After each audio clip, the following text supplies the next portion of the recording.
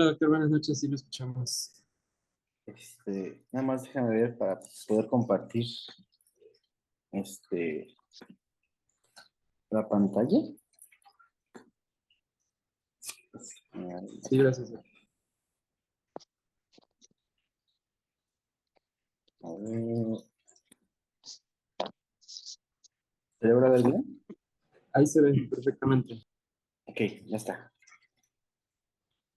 No sé si gusta que esperemos un poquito más o ya iniciamos la presentación. Sí, sí, como me digan, sí, vamos a esperar eh, un poquito más, sin problema.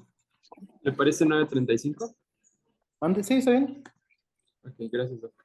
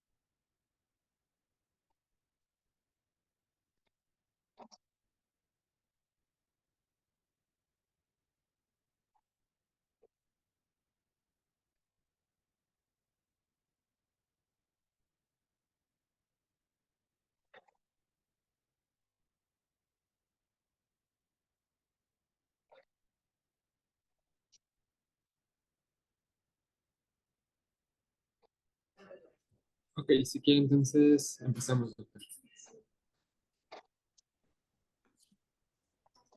Va. Ok, bueno, pues buenas noches a todos. El día de hoy nos encontramos con el doctor Gabriel Alberto Moguel Fuesi. La verdad es que estamos muy agradecidos de que haya podido encontrarse el día de hoy con nosotros. Él es egresado de pediatría por la UNAM con mención honorífica. Es egresado del Instituto Nacional de Pediatría en donde laboró y es adscrito actualmente en terapia intensiva del Hospital Infantil de Tlaxcala. Realmente un honor, Doc, y pues empezamos la presentación. Muchas gracias. Gracias.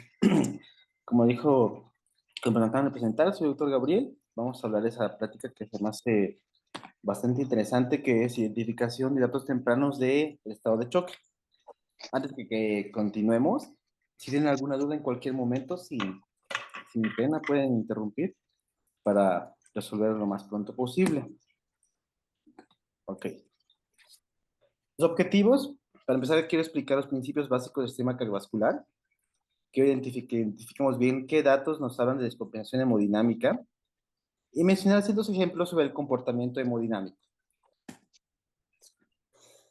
El aparato cardiovascular es un sistema inmune, es un sistema interno que nos ayuda o es el encargado de movilizar elementos nutritivos como son el oxígeno, dióxido de carbono, así como toxinas, ya sea metabolitos propios del mismo organismo.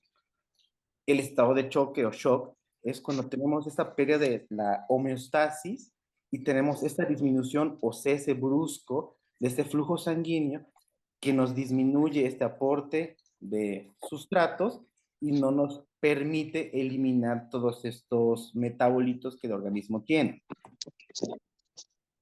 Para poder empezar a entender, y siempre me gusta explicar un poquito de la fisiopatología, más bien de la fisiología del sistema cardiovascular, muchos pensarán que es algo sencillo, que se trata solo de la bomba y de tubos que transportan sangre.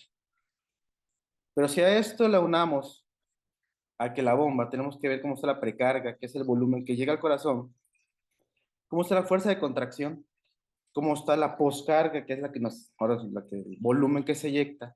Y si de esos tubitos que vemos en el sistema cardiovascular, tenemos que ver cómo están las fuerzas que ejercen a esta bomba, cómo se encuentra el volumen intravascular, cómo se encuentra el volumen no estresado, el volumen estresado, es cuando de repente decimos, bueno, es un poquito más complejo este sistema cardiovascular. Entonces vamos a empezar con la bomba. ¿ok? La bomba, ¿vale? Tiene ciertas características, ¿vale? Que tenemos que entender. Número uno, según Frank Starling, a mayor volumen, a mayor precarga, tenemos más fuerza de contractibilidad y por lo tanto tenemos más poscarga. Siempre cuando tratamos de explicar esto, es como una liga. Si tú una liga le estiras, ¿vale? Mientras más estires, con más fuerza va a regresar a su forma natural o su forma original. Esto es siempre y cuando no sobrepasemos los límites fisiológicos. Y cuando roten en terapia, los que han rotado en terapia intensiva, siempre les decimos que cuando tenemos datos ya de sobrecarga hídrica, cuando ya el volumen sobrepasa lo que fisiológicamente el corazón puede compensar, en vez de ayudarle el volumen que nosotros metamos, al contrario va a perjudicar, ya que el sobrepasar esta liga a su fuerza de contracción no va a permitir que la bomba funcione de manera adecuada. Siempre les explico que las resistencias vasculares o estos vasitos, traten de imaginarlo como si fuera esa manguerita de jardín, ¿vale? ¿Okay? Tienen las resistencias vasculares, los vasos, tienen un endotelio que es un endotelio vivo que responde a ciertos quimiorreceptores, ¿vale? La célula o el sistema, al momento de expresar que tenemos hipoxia, que es sobre todo hipoxia, o que tenemos disminución de flujo hacia el nivel vital, lo que van a hacer las resistencias es aumentar su fuerza para intentar compensar esta hipovolemia o esta disminución de la carga de la bomba para tratar de mandar lo más lejos posible esta fuerza. Y de igual manera, cuando tenemos, por ejemplo, o sea, por alguna razón, aumento de esta misma volumen intravascular, aumento de presión intravascular, las resistencias se van a relajar para intentar que no llegue demasiado flujo hacia de manera distal. Siempre se intento explicar, les doy el ejemplo de las resistencias vasculares, son como las carreteras, son como si yo tengo una carretera bien chiquita, bien, así que estrecha, tengo las resistencias bien altas, por lo tanto el flujo se va a entorpecer. Y es bien importante para entender lo siguiente. Cuando yo veo un paciente, ¿vale? Que yo, por ejemplo, lo veo con las extremidades frías, eso quiero que este concepto lo tengamos básico para poder explicar lo siguiente. Extremidades frías, llenado capilar retardado, está hablando que el flujo está muy lento, ¿ok? El flujo no está lleno de manera adecuada, por lo tanto las resistencias se encuentran altas. En cambio, si yo tengo un paciente que tengo lleno capilar en flash, está rubicundo, incluso los pulsos se pueden sentir saltones, ¿vale? Está hiperdinámico, nosotros decimos, las resistencias están bajitas, como las carreteras todas ampliotas, está todo vasodilatado, por lo tanto el flujo va a ir mucho más rápido. Este concepto quiero que lo tengan bien. Para lo siguiente, siempre cuando llegan con nosotros les tratamos de explicar que presión arterial o hipotensión no es lo mismo que vasopresor. Número uno, recordemos que presión arterial es el resultado o es el producto del gasto cardíaco por las resistencias vasculares sistémicas. Y si nosotros descomponemos gasto cardíaco, este es el resultado o el producto de la frecuencia cardíaca por el volumen latido, que es eso, en los mililitros que cada latido expulsa. Entonces, con este concepto que me gustaría que se queden bien, bien grabado, es cuando llega un paciente que está hipotenso, o sea, el resultado es que está hipotenso, y lo tengo con un llenado capilar retardado, ¿qué quiere decir? Que las resistencias vasculares sistémicas están intentando compensar algo porque pues, no llega bien el flujo, por ende, si yo les preguntara cómo está el gasto cardíaco, pues lo más probable es que esté bajo, ¿vale?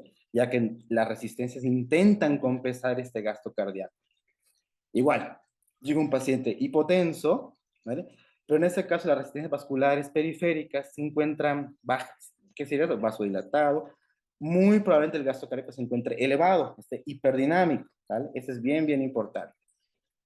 Y igual, si yo tengo un paciente que está con datos de gasto cardíaco bajo, los pacientes, el primer concepto que quiero que entendamos todos, van a compensar este volumen latido que muy probablemente se encuentra bajo, aumentando la frecuencia cardíaca.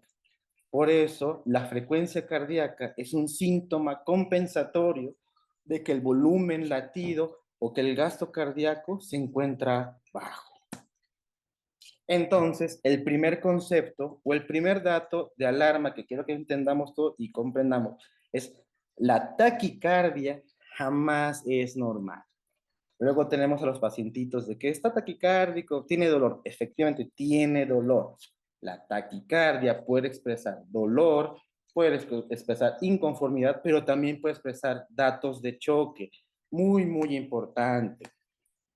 Múltiples artículos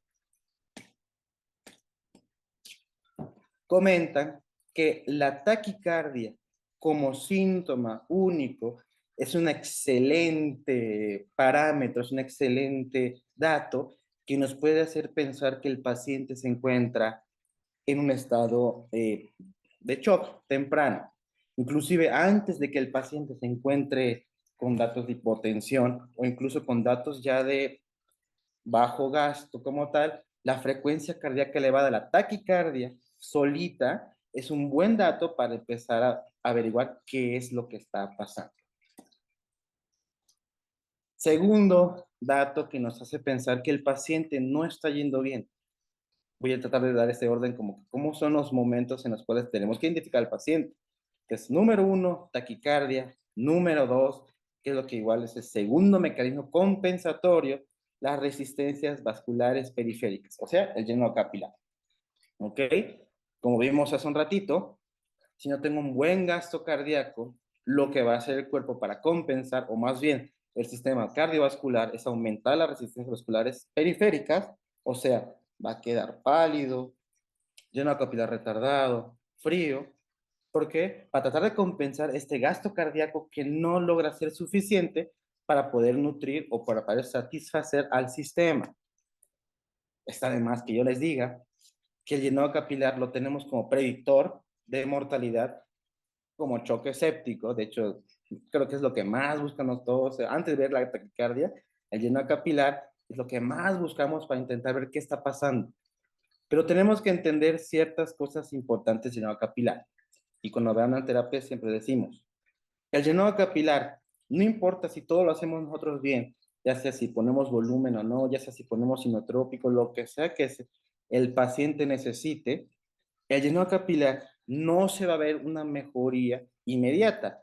Puede tardar de 4 a 6 horas para poderse ver una mejoría como tal en el llenado capilar. En cambio, la frecuencia cardíaca sí es inmediata. Por siempre le decimos, cuando hacemos la prueba de reto a volumen en un paciente que está taquicárdico y vemos cómo baja la frecuencia cardíaca, eso nos dice que va a responder. Y eso de igual manera dice que está compensando bien. Cuando un paciente empieza a mejorar la cardíaca, estamos diciendo, bueno, está compensando, aunque en este momento todavía el llenado capilar no se encuentra adecuado. ¿Por qué? Por lo que acabamos de decir, el llenado capilar retardado puede tardar más bien, la manifestación de llenado capilar puede tardar en mejorar de 4 a 6 horas. Muchos artículos, inclusive Sepsis, comenta que más de 3 segundos sin llenado capilar puede significar una mortalidad de hasta el 30 a 40% en los pacientes. Entonces, tenemos que medir de manera constante cada vez que valemos a los niños, a los pacientes, el llenado capilar. Cuando llegan con nosotros, les decimos que para valorar un paciente tenemos ventana neurológica, que es el estado neurológico que nos dice que qué tanta agua le llega al tinaco. Tenemos la ventana cutánea, que es el llenado capilar, y la ventana renal. Súper importante lo que vamos a decir ahorita. La perfusión renal, según varios libros de hemodinamia, es muy similar a la perfusión cutánea. ¿Qué quiero decir con esto?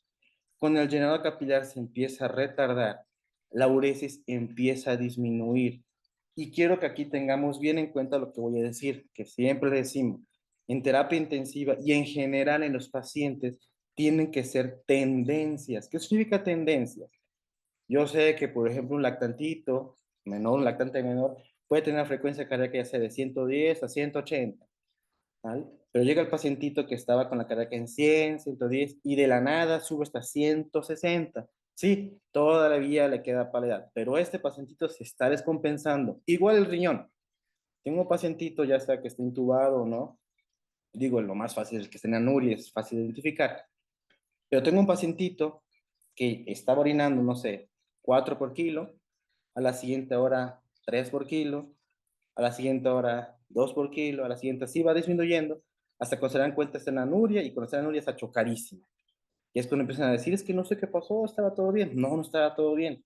Este paciente te estaba avisando desde hace 5 horas que se estaba chocando. ¿Por qué? Porque la uresis empezó a disminuir. Entonces, es sumamente importante que no es la anuria como tal, sino la disminución del ritmo urético. Otro ejemplo muy claro que a veces pasa es un pacientito que está con diurético, furosemide, con cierta dosis, ya orinaba cierta cantidad de orina, voy a decir números, no sé, igual a 4 por kilo, de la siguiente administración ya orina 2 por kilo. ¿Qué es lo que hacemos todos? Hay comentar al diurético porque no está funcionando. No, este pacientito está empezando a tener disminución en la perfusión renal, por lo tanto ya no va a orinar de manera adecuada. Es muy, muy importante. Si tengo un paciente que empieza con disminución en su ritmo urético, empieza con la disminución en la respuesta al diurético, es un paciente que se está descompensando y de manera temprana nos podemos dar cuenta. Aquí viene algo muy interesante que me gusta explicarlo. Perdónenme el ejemplo, al fin y al cabo soy pediatra. Pero la saturación venosa y sus usos me gusta explicarlos de la siguiente manera. Nosotros tenemos, para ver la saturación venosa, tenemos dos principios. Tenemos la ley de conservación de la materia y el principio de Fick. Acuérdense, según la conservación de la materia se crea y se destruye, solo se transforma. Y el principio de Fick dice lo siguiente. En un sistema cerrado, que el sistema es arteria, arteriolas, los capilares, vénulas y vena, si yo tengo un sistema cerrado y yo conozco qué es lo que entra, conozco qué es lo que sale y conozco cuánto extrae el sistema, puedo calcular la velocidad con la que pasa sobre el sistema este flujo. Entonces, en este ejemplo, podemos decir que lo que entra es la saturación arterial y lo que sale es la saturación venosa. Y aquí siempre les hago el ejemplo de el sistema es como un perrito así como ven recién nacido. Si tú le dejas al perrito comer lo que quieras, una bolsita de croquetas, se la va a comer toda. ¿Ok? ¿Por qué explico esto? Lo normal en una situación de normodinamia es que el índice de extracción, o sea, lo que extrae el sistema, es del 25%. La arteria satura 100%. Después de la extracción del sistema, la saturación venosa debe rondar 75%, vamos a decir 70 para términos prácticos, más menos 5, ¿ok? O sea, más, entre 65 hasta 80. Eso es saturar la sangre venosa. Entonces, imagínense que en este sistema que está yendo un flujo bastante, bastante lento, siendo muy, muy, muy lento, por lo cual este perrito, que es bien comelón, va a dar chance de comer todo lo que se le pegue la gana. Entonces, el sistema o el índice de extracción va a ser más del 25%. Por lo tanto, la saturación venosa va a estar menor del 65%. A esto lo llamamos hipodinamia. Y se expresa con llenado capilar retardado, extremidades frías, pulsos débiles. Ahora imaginemos el sentido contrario. Imaginemos que tenemos así como se ve acá en la flechita, tenemos datos de vasodilatación, ¿vale? Por lo tanto, es demasiado rápido por el sistema que el sistema no le deja captar nada del oxígeno. Por lo tanto, la saturación venosa va a salir mayor de lo esperado, en este caso más de 80. A esto le llamamos hiperdinamia, ¿ok? Y los síntomas pueden ser igual, taquicardia, llenado capilar en flash, hipotensión, extremidades calientes. Ahora, para poder nosotros como que discernir bien sobre la gasometría venosa, tenemos que entender tres principios principales, tres principios. El primero, la gasometría venosa tiene que ser central. Si la gasometría venosa no es central, es poco valorable. Voy a poner un ejemplo un poquito drástico, pero es real. Si tenemos un catéter femoral y el paciente tiene un síndrome compartimental, pues el flujo que va a haber a nivel abdominal, pues va a estar disminuido. Por lo tanto, puede que tengamos saturación venosa más bajita, por lo que acabamos de decir, un flujo más lento, más posible de captar, y no exactamente va a expresar lo que el sistema tiene. Digo, a la larga un comportamiento abdominal pues sí va a expresar choque, pero ese concepto quiero que tengan bien claro. Tenemos que tener una gasometría venosa central. Dos, esto no es confiable en un paciente cardíaco. ¿Por qué? Tengo un pacientito con un canal AB, una CIA, una CIE, una PCA. Tengo mezcla de este sistema por todos lados. Y acuérdense el principio de Fick. En un sistema cerrado, ¿vale? Yo sé lo que entra y lo que sale. Eso no es un sistema cerrado. Tengo mucha mezcla, tengo turbulencia. Por lo tanto, no es valorable la saturación venosa. Y número tres, sí, es un poquito más obvio, tiene que estar, no sé, de patología pulmonar. Si tengo un paciente con SDRA, tengo un paciente que tengo pues bastante fibrosis pulmonar, pues el intercambio gaseoso no va a ser adecuado y no necesariamente lo que se expresa en la gasometría venosa signifique lo que es el gasto cardíaco o lo que estamos platicando en cuanto a la hemodinamia del paciente. En cuanto a la saturación venosa, tenemos varios artículos que nos mencionan, sobre todo sepsis, las guías de survival sepsis, nos dice que debemos tratar de mantener por arriba de 75 de la saturación venosa para poder decir que el paciente está yendo de manera adecuada. Incluso hay varias guías que comentan la saturación venosa como, voy a decir, meta para su manejo. La realidad es que no es tan validado. O sea, como parámetro único, la saturación venosa es poco, voy a decir la palabra, poco útil para decir que estamos yendo bien. Y aquí vamos a tener otro concepto, antes de que sigamos avanzando, que me gustaría aclarar. En terapia intensiva, una variable no lo es todo. ¿Qué significa esto? Puede estar con buena cardíaca, buena tensión arterial, buen llenado capilar, está orinando bien, buen lactato y saturación venosa, no sé, de 60. No porque tengamos este parámetro único, vamos a tener que hacer un buen de cosas como para tratar de compensar. Por eso, un parámetro no lo es todo. Es un conjunto de parámetros, un conjunto de variables que tenemos que analizar para tratar de comprender cómo está la hemodinámica del paciente. Y por último, me quería decirles la tensión arterial. Mi plática trata sobre datos tempranos de choque. Ya dijimos, taquicardia. Estaba taquicárdico y no me di cuenta. Ya vi llenado capilar, estaba retardado y no me di cuenta. Empezó a dejar de orinar y no me di cuenta. La saturación empezó a bajar. Se hipotenso. Entonces, cuando un paciente empieza ya con datos de hipotensión, pues no me di cuenta que está chocando y ya no es temprano. Pero un paciente está hipotenso, ya está bien chocado. Entonces, no es un dato temprano de choque, de necesidad hemodinámica. Pero me gustaría explicarles lo siguiente que sí nos puede ayudar. Esto que estamos viendo aquí es la curva de una línea arterial. No en muchas unidades pueden tener, pero me gustaría explicarles que cuando tenemos la curva de línea arterial, tenemos el pico sistólico, la rama sistólica. Aquí tenemos esto que es incisura, que es la esclerosis dicrota, que es el cierre de la válvula aórtica. Y esta parte de aquí, donde dice diástole, es, por así, esto se conoce como la bomba diastólica de la aorta. ¿Qué significa esto? Cuando viene el latido y se cierra la válvula, la aorta hace una pequeña recaptura de volumen y esto tiene dos funciones. La función principal es que el flujo que se encuentra central llegue lo más distal posible sin la presión de los 140, por ejemplo, que viene de la sístole.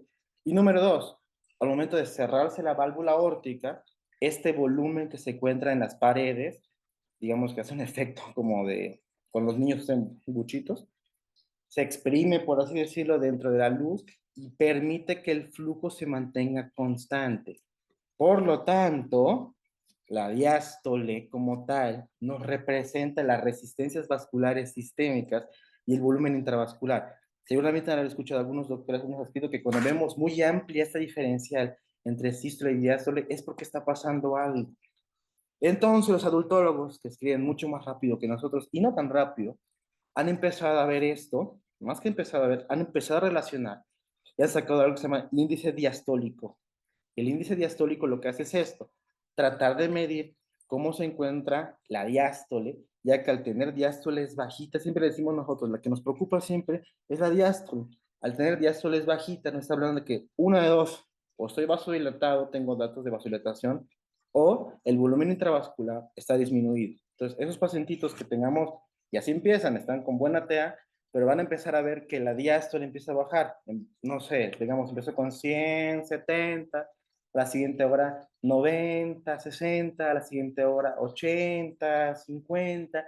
No tengo que esperar a que tengamos 70, 30 para decir, híjole, se chocó. El paciente les avisó, la diástole empezó a bajar, se empezó a ampliar esta diferencial, tuvimos datos de relajación de la vasculatura, ya sea del volumen intravascular, el paciente nos avisó. Entonces, la diástole es súper importante también de vigilar como dato de descompensación hemodinámica. Me gustaría volver a retomar esto para lo siguiente. Va a tratar de explicar cómo usamos las aminas en los pacientes que empiecen a descompensarse. Número uno, presión arterial es el resultado o el producto del gasto cardíaco por resistencias vasculares sistémicas. Ojo, gasto cardíaco es el producto de la frecuencia cardíaca por el volumen latido. Como les dije hace un ratito, si estoy hipotenso, ya un poquito más esclarecido esto, hipotenso, con resistencias vasculares elevadas, como se ve aquí, lo más probable es que mi gasto cardíaco esté bajo. Si estoy hipotenso, no sé cómo está el gasto cardíaco porque no tengo una manera fidedigna de poderlo medir. Y si tengo las resistencias vasculares pues, bajas, pues aquí tengo algo más fácil. Si estoy todo vasodilatado, es un vasopresor.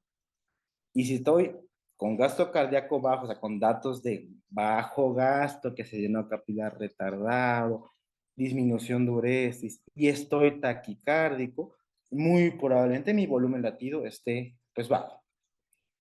Y les intento explicar lo siguiente.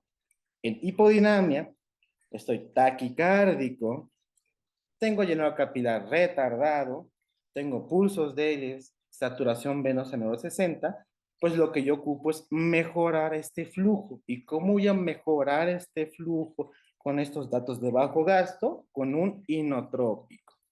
Ya sea que ponga adrenalina, ya sea que ponga milrinona, levosimendan, butamina, un inotrópico, porque estoy en hipodinamia.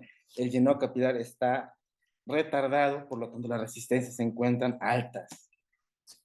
En hiperdinamia, igual soy taquicárdico, porque acuérdense que la taquicardia es un síntoma de descompensación temprana. Estoy taquicárdico, mi llenado capilar está en flash, por lo tanto, mis resistencias están bajitas, están flojas y vasodilatado. Estoy hipotenso, extremidades calientes, pues aquí lo que sí ocupo es un vasopresor, ¿ok? Ya que el problema en la hiperdinamia con un vasodilatación, extremidades calientes, lleno capilar en flash, es que mis resistencias vasculares se encuentran bajas, en este momento ocupamos un vasopresor.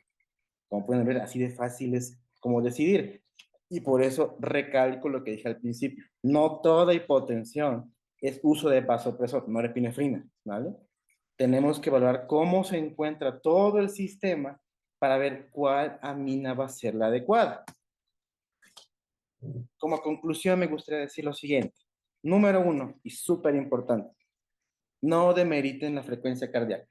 Siempre les digo, si ustedes creen que ahí sentaditos cuando estamos en el control, voltean a ver los monitores, ¿estamos viendo TEAs? No, estamos viendo frecuencias cardíacas, que se mantengan dentro de lo que el paciente maneja. Y siempre les digo, a las tendencias que he manejado, si el paciente manejaba 100 a 120 y maneja 140, de repente algo pasó, ya sea un moquito en la cánula, broncoespasmo, lo que sea, pero algo está pasando que el paciente tiene que estar compensando. Entonces, frecuencia cardíaca es sumamente importante como un parámetro disparador de respuesta de alarma.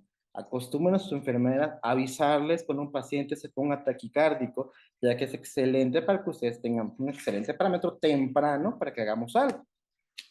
Número dos, disminución de uresis, no anuria, que empieza a disminuir. Siempre les mostramos en la hojita, vean cómo empezó en esta hora sí, en esta hora sí, empezó a bajar de manera paulatina. No tengo que esperarme a que esté en anuria para decir, este paciente está descompensando. La disminución de la uresis nos tiene que llamar la atención para tener que actuar.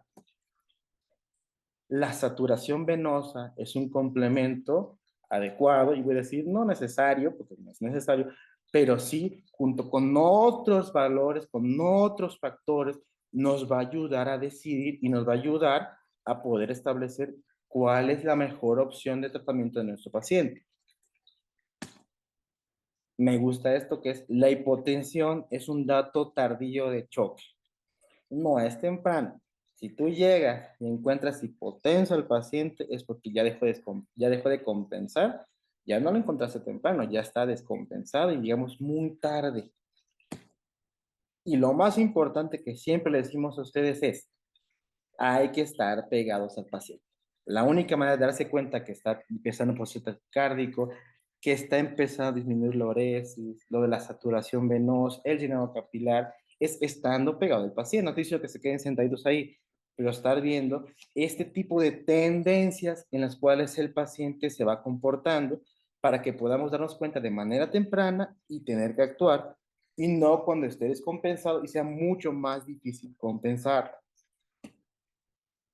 No sé si tengan alguna pregunta que acabamos de platicar, alguna duda.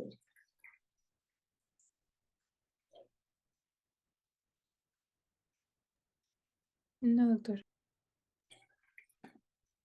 Espero que haya quedado claro. La verdad es que es un tema, yo siento que es un tema bastante sencillo, pero sí se lo tenemos que explicar, creo que así, para que podamos entender bien. ¿Alguna pregunta, alguna duda que tengan?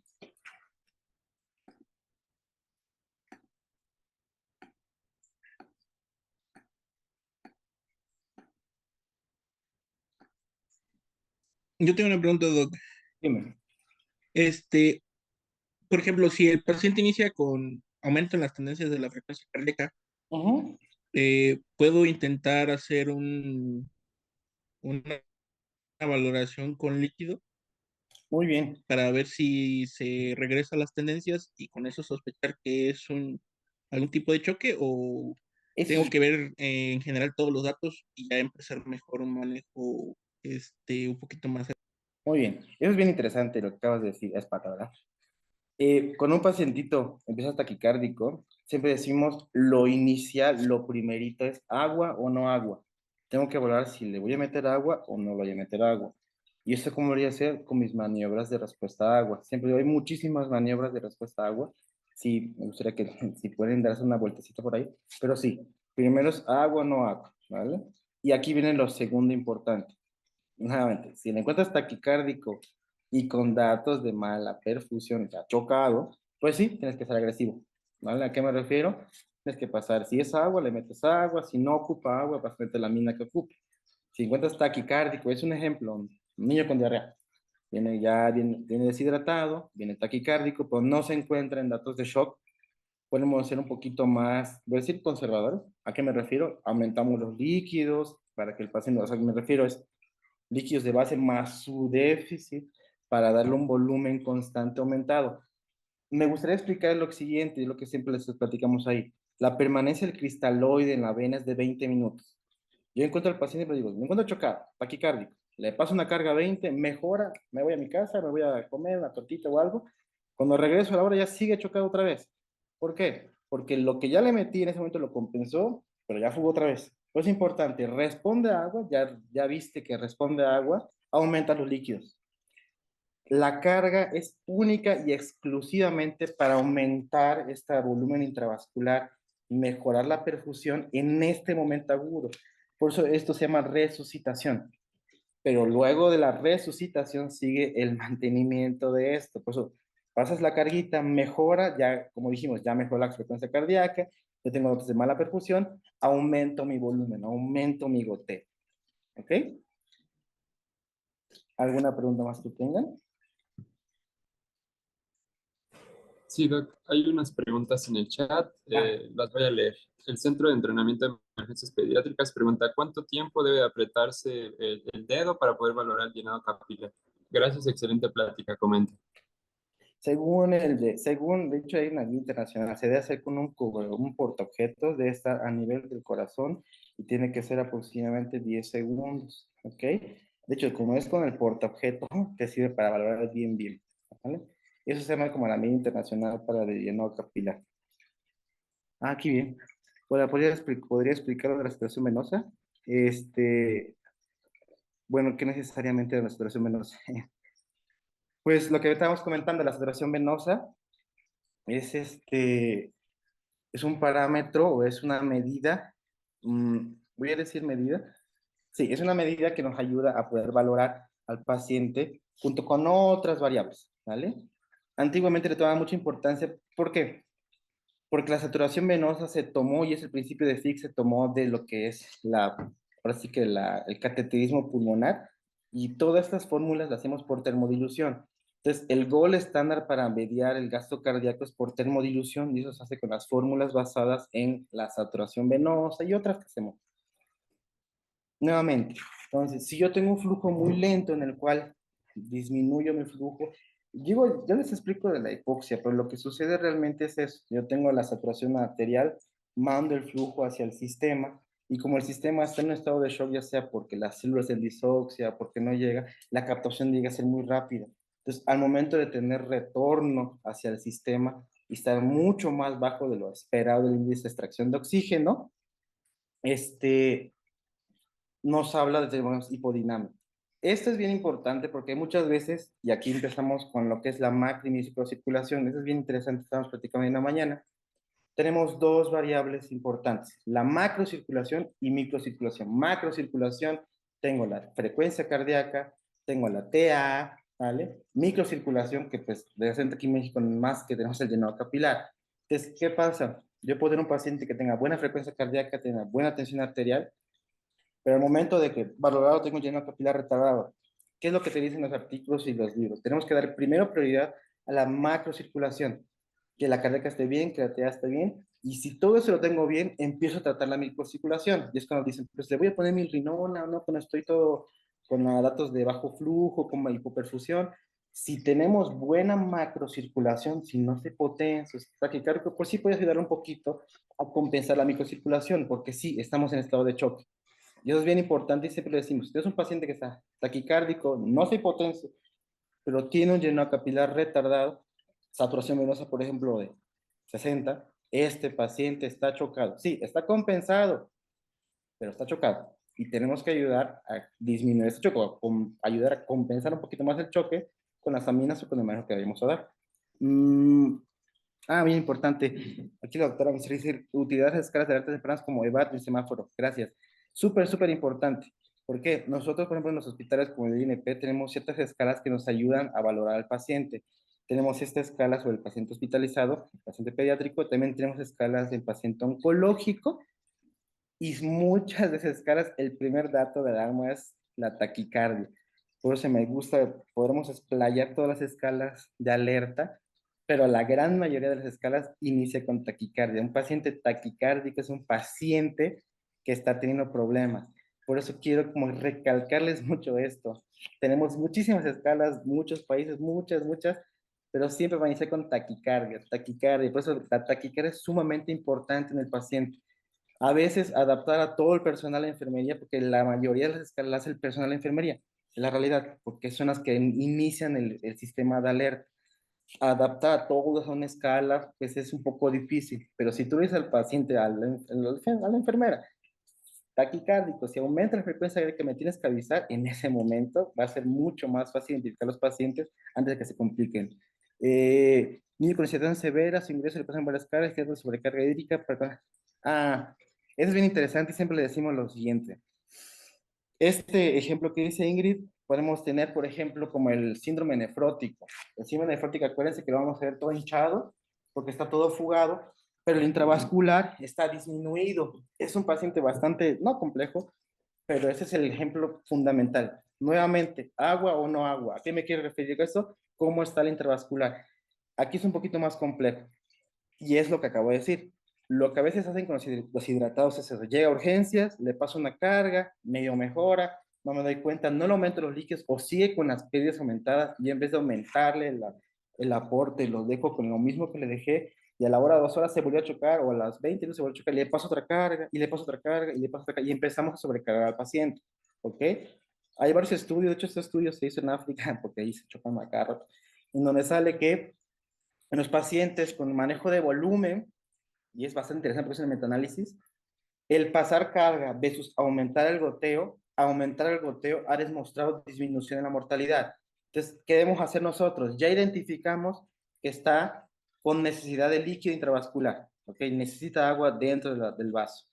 No voy a seguir pasando carga si no estoy con datos de choque, y voy a aumentar mi goteo, ¿vale? No sé si esto responde a la pregunta. A ver, ajá. Es que si está con datos de sobrecarga, no puede tener datos de deshidratación. No sé si te refieres a que esté hinchado o esté taquicárdico, pero viene a lo mismo. Si se está fugando, hay que ver por qué está fugando. Aquí tenemos dos fuerzas o dos presiones que actúan. La presión hidrostática, que es la bomba, y la presión oncótica. Un ejemplo igual sigo. El ejemplo claro es el nefrótico. La presión oncótica está muy bajita. Entonces, antes de hacer cualquier cosa, tenemos que corregir la presión oncótica. Bien importante, el paciente chocado por la misma presión hidrostática que está disminuida porque el flujo no está yendo bien, va a tender a fugar mucho más rápido. Es por eso que siempre, siempre es agua o no agua. Y muy probablemente se ocupe agua, pero me gusta decirle mesurada. No estén pasando tanta carga porque luego va a ser un problema sacar toda esa agua. Y como dice Ingrid, luego tengo datos de que le falta intravascular, pero tengo derrame pericárdico, tengo derrame pleural, tengo ascitis. Entonces sí se ponen un poquito más complejos. Mm, es bien interesante esto que acaba de decir, ¿sí?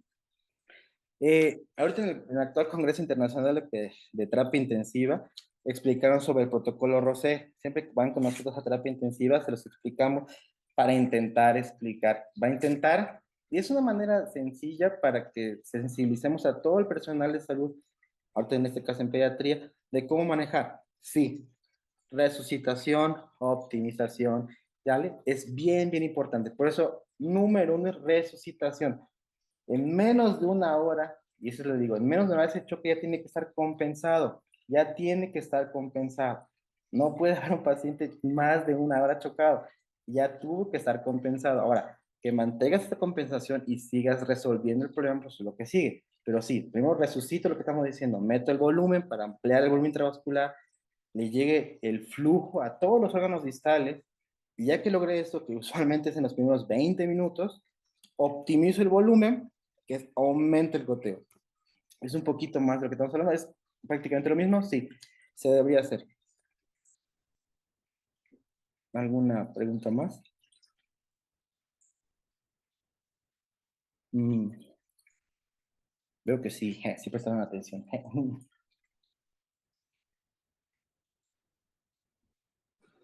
Parece que no hay más preguntas, doctor. Uy, de todos modos, de cualquier cosa, pues estoy a su disposición si tienen alguna duda o algo para poder platicar sobre este tema. Es bastante interesante.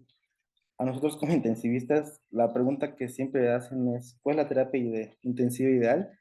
Y la terapia en donde no hay pacientes. ¿A qué nos referimos con esto?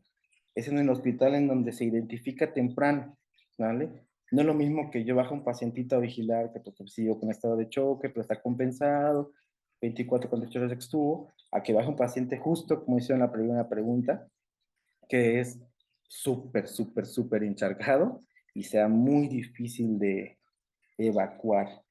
Creo que una pregunta aquí más arriba, el protocolo Rosé, el protocolo Rose o Rosé está bien bonito. Si tienen la oportunidad, busquen la foto, porque literal lo ponen como la rosa, ¿vale? En la cual es una manera, siempre les digo que ciertas cosas nos ayudan a, a sensibilizar a gran parte de la medicina, del personal médico. El protocolo Rosé es una forma de manejar los líquidos en el paciente en el cual nos habla de la resucitación, optimización, lo que vamos a platicar, lo que vamos a platicar. Y esto es bien importante, porque siempre se los digo. Y a veces esto pasa, y en urgencias, las primeras 24 a 48 horas esperas que el balance quede positivo.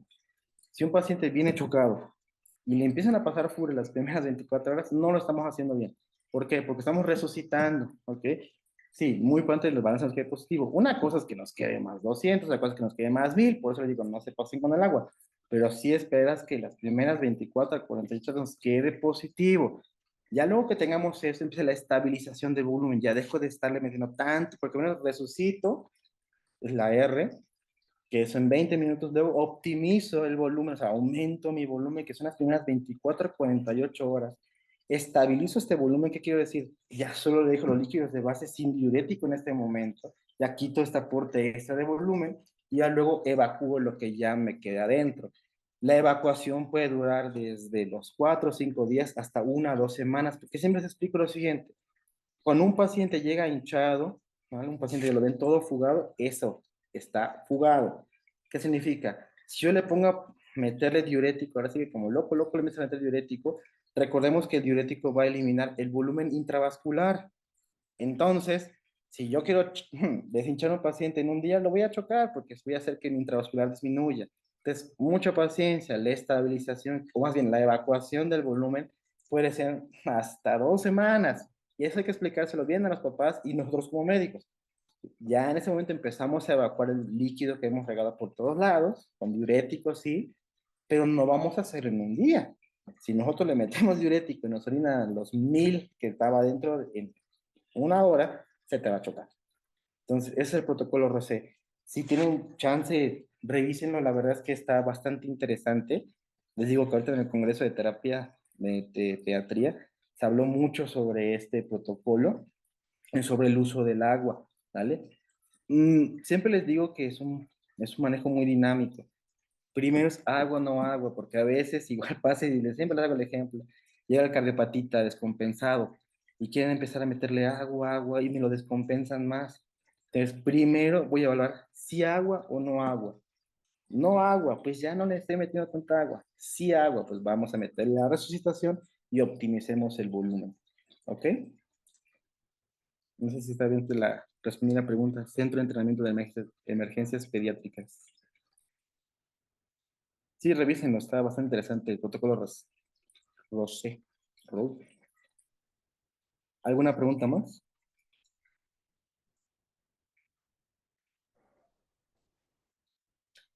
No fue el objetivo de la clase, pero deberíamos empezar a usar más ultrasonido como pediatra. Como pediatras, en las áreas de urgencias, en salas de choque, deberíamos empezar a usar más el ultrasonido, ya que todas estas dudas que tenemos de cómo manejar se resuelven, lo han visto cuando estamos en terapia en 10 minutitos, ya sabes si agua, no agua, inotrópico, no inotrópico, vasopresor, si está fugado, no está fugado, voy a meter alguna, voy a meter alguna. Todo eso con el ultrasonido se resuelve en menos de 5 o 10 minutitos. Entonces tratemos de leer un poquito más del ultrasonido, pegarnos en esto, porque es lo que es nuevo ahora.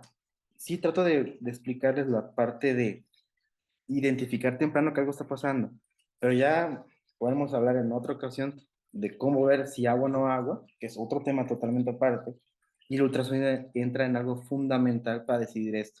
Sí, tenemos otras maneras, no es que hemos amarrado de manos, pero sí les exhorto a usar un poquito más ultrasonido para poder ver esto y tratar de evitar la sobrecarga, porque siempre, como les digo, la sobrecarga hídrica mata al paciente, ¿sabes? Sobrecarga hídrica mata al paciente, entonces tratemos de evitar siempre sobrecarga hídrica. Otra vez, no es el objetivo de esta clase hablar de sobrecarga hídrica, pero estén bien, bien pendientes de eso. ¿Ok? ¿Alguna pregunta más que tengan?